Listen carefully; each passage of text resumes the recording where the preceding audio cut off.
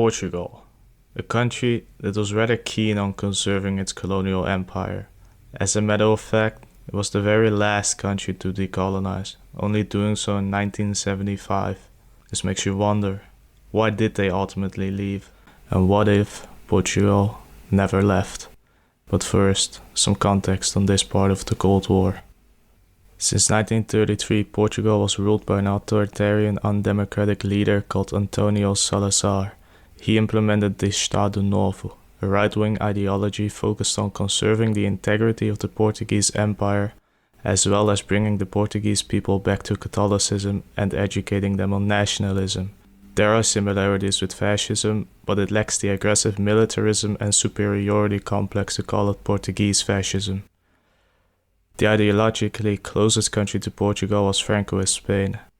Portugal maintained good ties with Spain, but initially they isolated themselves from the rest of Europe, even pressuring Spain to not join the Axis. On top of their diplomatic isolation, they implemented corporatism and autarky, and they wisely avoided World War II to focus on rebuilding and restructuring the country. Salazar stabilized and modernized Portugal, avoiding looming bankruptcy and quickly achieving a budget surplus. He also put a lot of emphasis on education. The literacy rate in children aged 7 to 14 went from 33% in 1930 to 77% in 1950. The Cold War era is where Portugal takes a different direction from the rest of Europe. Unlike Spain, Portugal gave up on autarky and diplomatic isolation.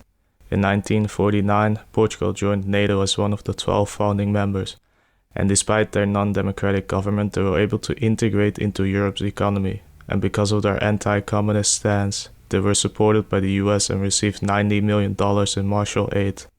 But as time went by and the rest of Europe was decolonizing and liberalizing, Portugal remained rigid in their stance on colonialism and dismissed calls for decolonization.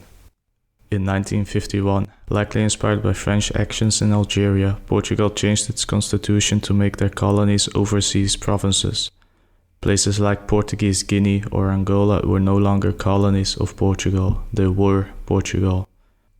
Throughout the 1950s, diplomatic attacks from independent African countries, from the West and from the Eastern Bloc kept getting more numerous and worse, resulting in a Soviet-backed rebellion in Angola in 1961. However, the Portuguese army wasn't oblivious. They anticipated an insurgency in one of its colonies since the start of Europe's decolonization. They studied other recent wars that were fought in similar conditions like the Indonesian and Indo-Chinese wars for independence, as well as the Malay insurgency.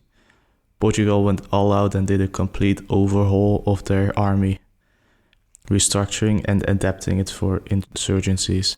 That is to say, they were prepared and quick to respond in Angola. They defeated the first Angola rebellion the same year. In 1963, Guinea rebelled, and in 1964, Mozambique rebelled. However, the war in Guinea turned out differently. Portugal was not able to quickly defeat the uprising in Guinea, making various communist countries of the Eastern Bloc and Cuba double down on their military aid to rebels. This resulted in a stalemate, with neither side being able to do significant damage to the other. Some officials in the army saw the war in Guinea as unwinnable militarily, but they were unwilling to give up control over the rest of Guinea, as this would make separatists in the other colonies see that a victory was possible. Portugal's goal of staying in Africa wasn't completely idiotic. Despite international criticism, the economy was still growing. The regime was backed by the US, and they had two very important friends in Africa, namely South Africa and Rhodesia. These countries were in a very similar situation. Both were located in southern Africa, ruled by a white minority that was unwilling to hand over power and had Soviet-backed movements and rebellions in their territory. Rhodesia's Bush War began in 1964 and lasted until 1979, when President Ian Smith handed over power to the natives. Right from the start of the war, there was already cooperation between local Portuguese and Rhodesian commanders because rebels were crossing the border from Rhodesia into Portuguese Mozambique, but no official alliance existed. South Africa's border war was fought from 1966 to 1990 on the border between South Africa and Angola, where local Portuguese and South African commanders cooperated for much the same reason as in Mozambique. Until 1968, this was the military situation in Africa, a stalemate in Guinea and Mozambique, and stability in Angola with some minor occasional raids. But well prepared, rebels crossed the border from the Congo and Zambia into Angola and were able to take over large swaths of land. To make it worse, the following year Antonio Salazar fell ill and was replaced by Marcelo Caetano, who was just as adamant about winning the war in Africa. A couple of months later, rebels in Mozambique saw an opportunity and moved south. Caetano was tasked with retaking Africa and tried to do so by formalizing the cooperation between South Africa, Rhodesia and Portugal, called the El Cora exercise. But the alliance was kept secret per request of Portugal, who was afraid of being associated with apartheid South Africa that was increasingly under attack by the West. The alliance was doing its job, and Portugal was slowly turning the tide in Mozambique, but they were unable to end the war, because in 1974 Portugal was couped by a group of left-wing military officers, and their new government quickly gave over control to the various rebel groups. That resulted in a mass exodus of ethnic Portuguese to Portugal. After the independence of Angola and Mozambique, they became safe havens for rebels fighting in Rhodesia and South Africa, making their wars much more difficult. The sanctions on South Africa and Rhodesia also increased, and in 1979, Rhodesia became Zimbabwe, and South Africa was left alone facing both Cold War superpowers. And for some reason, Cuba got heavily involved in the war. In the 80s, South Africa was the most sanctioned country in the world, eventually leading to its collapse in 1994. But what if Portugal never decolonized? What impact would that have had on the last decades of the Cold War, and would its empire have lasted into the 21st century? We will take a look at the events that led to the coup and how it could have been prevented. One key reason for the coup has to do with General Antonio de Spinola, the man put in charge of the Guinea front. He did not believe in a Portuguese victory, and instead suggested they retreat and focus on the war effort in Angola and Mozambique. Prime Minister Caetano did not want to hear this and fired him in 1973, upsetting many people in Portugal and, more importantly, the army, who up until that point were supportive of the war. Another reason for their dislike was the government's authoritarianism and censorship of the opposition, but the final event that made them so angry they decided to attempt a coup was a law that was passed that made officers that graduated from a military academy equal to regular conscripts. Removing the new law does not suddenly make Portugal and its allies flourish until the end of times, but it does make the coup unlikely, and there would have been no demand from the public for a carnation revolution. No coup means no safe haven for rebels in Mozambique, which means no Zimbabwe, which means no isolated South Africa, which would have probably not even been sanctioned into the ground by the US and UK without its two allies disappearing. Taking General Spinola's advice of giving up Guinea would do three things. 1. There's no open critique of the war by a prestigious general that spent almost a decade fighting in Africa, making the public not lose war support and trust in the government. 2. If Spinola isn't fired, the army and especially high-ranking officers don't feel betrayed, as it would feel like their opinions are still being taken seriously. And 3. Spinola's advice was actually valid. They could have used the men stationed in Guinea and the money spent maintaining the stalemate much more effectively in either Angola or Mozambique. The government was working off of the same premise as in the beginning. The fall of Guinea inspires rebels in Angola and Mozambique to continue fighting. And yes, in 1963 that was perhaps valid, but the war had matured. The rebels in Angola and Mozambique weren't going to give up either way, Guinea or no Guinea. Changing only these events may seem like way too little to radically change the outcome of the 20th century, but the complete decolonization of Africa really was not inevitable. Revolutions are not common in history and only happen if the economic situation is absolutely terrible and people are starving.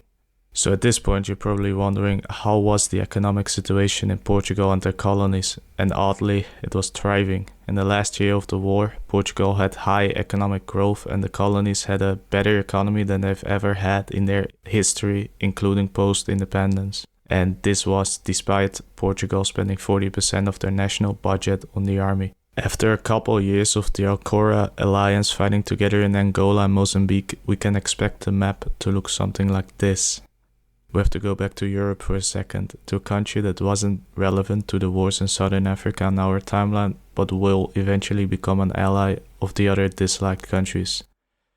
I'm referring to Spain. After World War II, Spain isolated themselves and no one cared about establishing good relations with them.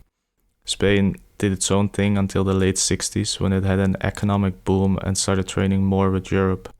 When Franco died at the age of 82 in 1975, the king assumed power and decided there was no hope for a continuation of the regime and transitioned the country to democracy. But this was definitely influenced by the Carnation Revolution in Portugal a couple of years after Salazar passed away.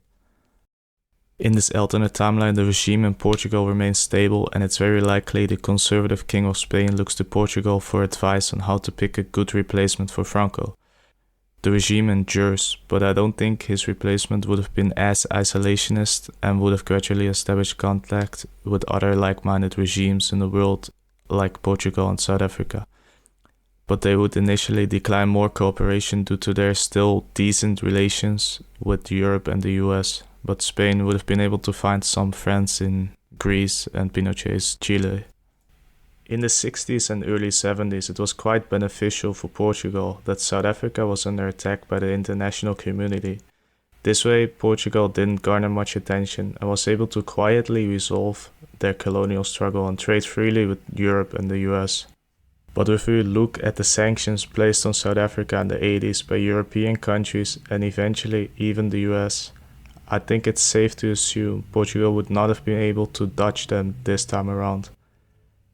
Because Portugal was a NATO ally and integrated into the various European trade associations, Europe would not have gone all out with the sanctions like they did against Russia in 2020.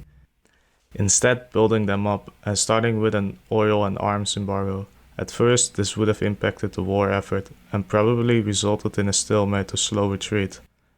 But Portugal had a lot of oil fields in Mozambique they hadn't developed yet.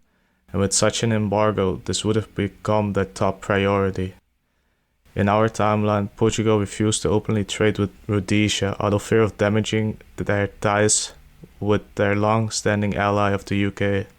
But now the risk-reward trade-off has changed and selling oil to Rhodesia would have sounded quite appealing, especially with a Rhodesia that hadn't been able to buy oil since 1965. And was only hanging on by a couple of threads by 1979 when they collapsed in our timeline. South Africa had been sanctioned for years and developed a domestic arms industry. Of course, Portugal would have naturally made use of it. This makes the Alcora alliance economically dependent on each other, which prepares them for the massive Russia-Ukraine war type of sanctions that were placed on South Africa in the mid-80s in our timeline. There is, however, one key player that doesn't go further than an oil and arms embargo, and that is the US. The Cold War was still going on, and the US only reluctantly fully sanctioned South Africa in our timeline, because they thought there was no saving South Africa. And so it wasn't worth spending their well-earned diplomatic freedom credits on this morally questionable government. The late 80s would have definitely been rough for the Alcora alliance, but they would have presented themselves as more than a military alliance. Instead emphasizing the economic side of the alliance, like a BRICS type of organization. Many other authoritarian countries dissatisfied with both sides of the Cold War would have applied to join the alliance.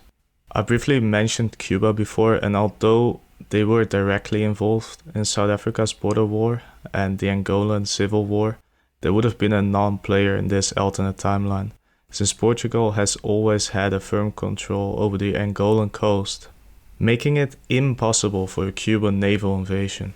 Economically, the 90s would be almost the same as the late 80s, as the sanctions don't get lifted, but there would still be some economic growth due to the enlargement of the Alcora alliance. But there is one massive improvement, and that is on the war side of this equation. After the fall of communism, Eastern Europe distances themselves from the war in Africa, and the rebels supported by them start slowing down or disappearing once they run low on ammunition and weapons due to their poor maintenance. By the 2000s, the new generation of Westerners would have accepted South Africa, Rhodesia and Portugal as the war. All of their territories would have been seen as a core part of their countries, just as we do with Russia's colonization of Central Asia and the Javanization of other parts of Indonesia. It's safe to say, Angola and Nossa.